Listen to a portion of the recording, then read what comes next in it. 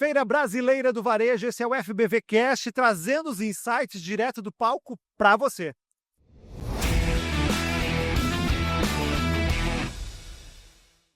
E eu estou aqui agora com o Matheus Vecchio, seja muito bem-vindo ao FBV Cast, é um prazer enorme te ter aqui, meu querido. Valeu, meu amigo, muito bom estar por aqui com vocês também. E eu quero já começando a perguntar, qual é o insight dessa palestra que tu acabou de dar aqui na FBV?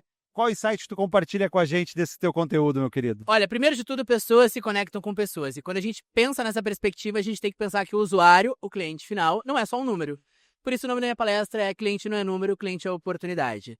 Porque o lojista, o empreendedor, o empresário, quando entende que o cliente ele não está ali só por estar, ele vai ali para experimentar, para testar e, sobretudo, para se relacionar, ele está levando muito mais do que só o produto para casa. Ele está levando uma experiência. Mas isso tem muito a ver com as próprias tendências do que está acontecendo no mercado, principalmente no varejo, dessa convergência do digital para o mundo físico. Perfeito. E como é que tu vê essa oportunidade para o varejo nesse momento? Bom, eu sinto que os países de língua portuguesa têm tido uma dificuldade de entender como a IA vai auxiliar esse processo. E o Brasil já tem avançado nesse sistema.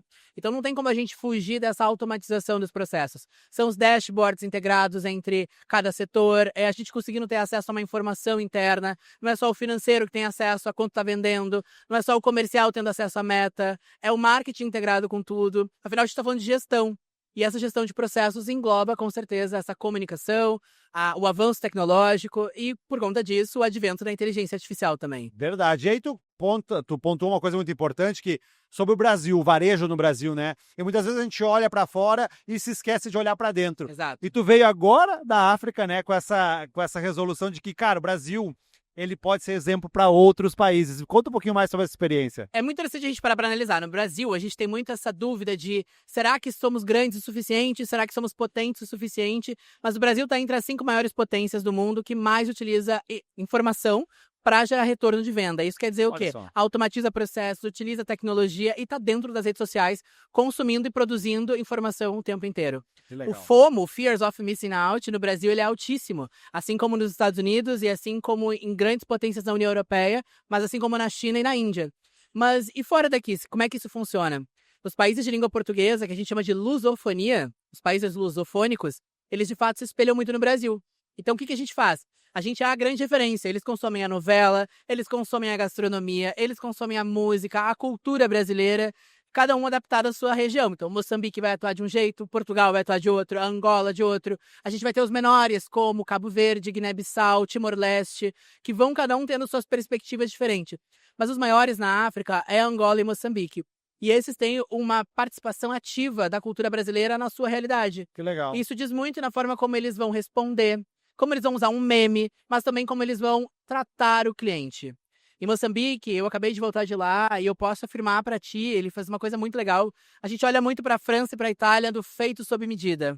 O fato à mano, o handmade. Isso o mundo cada vez mais tem dito, né? Tratar o cliente pelo nome é o handmade. Entregar um produto personalizado para o cliente. A gente vê isso já acontecendo no mundo em grandes negócios. Mas lá em Moçambique eles fazem isso de uma maneira um pouco mais arcaica, porque eles não necessariamente estão tratando o cliente pelo nome, mas cada vez que eles têm a oportunidade de vender, eles estão vendendo algo para ti. Então eles não te tratam como mais um, eles te tratam como alguém, como uma oportunidade. E essa não é a realidade só de Moçambique, é a realidade dos países em desenvolvimento no mundo. Isso se espelha também na América Latina, porque a gente vê as economias em desenvolvimento também tendo essa necessidade de tratar o cliente mais próximo. E é aí que a gente chega no grande trunfo. O brasileiro consegue fazer isso ao natural, porque a gente gosta de gente.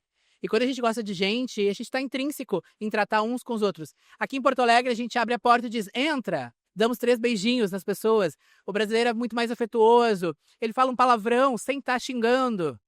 Ele trata realmente as pessoas mais próximas. O mundo não é tão próximo. E esse é um grande ativo que a gente chama de capital social, potente, que vai contribuir para o capital cultural das nações. Então, especificamente nos países de língua portuguesa, já tem esse atrativo, que é o que a gente tem aí como grande trunfo brasileiro, o nosso jeitinho brasileiro de tratar as pessoas, de convidá-las, mas sobretudo também de olhá-las como uma grande oportunidade. E aí eu te pergunto, né? Muitas vezes quando a gente está inserido no Brasil, aqui não vê muitas coisas que a gente tem de bom. E quando tu saiu, o que te chamou a atenção de que, cara, não tinha percebido algo que o brasileiro já relatou isso, mas Algo te chamou a atenção que tu não tinha te dado conta sobre o Brasil? O Brasil, ele é a grande estrela para esses países de língua portuguesa. Só que no Brasil a gente não tem essa consciência, porque a nossa referência é os Estados Unidos, é claro, o mundo ocidental europeu e depois a China. Então a gente vai mirar nesses grandes negócios. E para esses países de língua portuguesa, eles também olham para esses negócios, mas como a cultura brasileira, o Brasil é um país continental, é o tamanho de um continente e culturalmente muito ativo, 80% dos falantes de língua portuguesa são do Brasil. Então a gente pega o restante, são os outros países no mundo.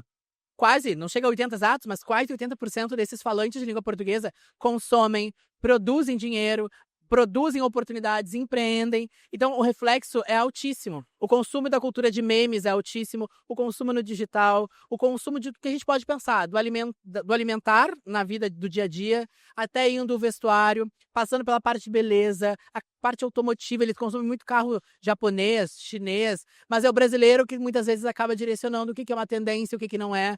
A gente está vivendo uma onda no Brasil muito forte, carros elétricos, e como o varejo precisa também se atualizar com isso, de ter pontos de abastecimento nos seus espaços, porque isso é um atrativo para o cliente.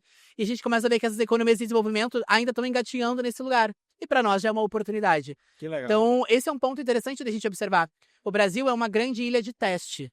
Estamos quase num continente inteiro sul-americano, testando o tempo inteiro. E isso é um baita reflexo para esses países que precisam da resposta e não do teste. Que legal. Matheus, e para encerrar, sobre a tua palestra, que insight tu deixa para essa galera para inspirar o empreendedor que teve aqui, que te acompanhou na Feira Brasileira do Varejo? Que insight tu deixa para o resto do ano ser mais calmo? Olha, acho que a primeira coisa da gente analisar é para quem estamos vendendo e o que a gente vende. Que se pessoas se conectam com pessoas, o que estamos nos conectando? O que a gente promove como emoção e sensação? Tem uma coisa legal na palestra, ele faz que a gente comenta que a memória ela é produzida através do processo emocional. Então, esse neuroemocional é o que vai fazer as pessoas lembrarem de nós. E aí fica esse grande recado para você que tem um negócio de portas abertas, prestando serviço, vendendo informação ou até mesmo um produto físico, é pensar que tipo de emoção estamos impactando. Será que meu cliente pensa positivo quando quer uma solução? Ou será que ele encontra mais problema quando ele vem até mim? Porque ele já vai te procurar porque ele tem um problema, certo? Exatamente. Então, pessoas se conectam com pessoas e a gente tem que pensar que esse cliente não pode ser mais um. Ele tem que ser o cliente. Matheus, mais uma vez, muito obrigado por estar junto com a gente na Feira Brasileira do Varejo e contribuindo aí com o teu conhecimento com a gente. Muito obrigado. Cara, eu que agradeço. É sempre uma honra estar do teu lado. Que isso. Um abraço. Esse é o FBVcast.